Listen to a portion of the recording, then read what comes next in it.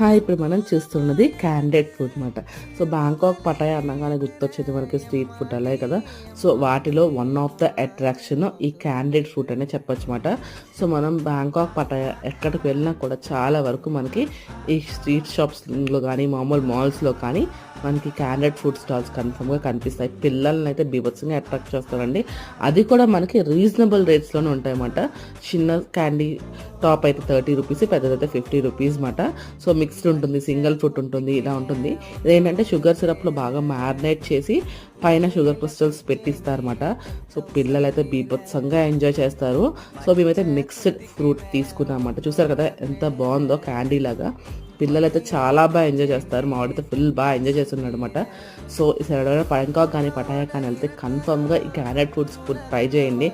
చాలా బావుంటుంది. ఇలాంటి మంచి వీడియోస్ కోసం మా ఛానల్ లైక్ చేయండి, షేర్ చేయండి, సబ్స్క్రైబ్ చేయండి. ఇంకా మంచి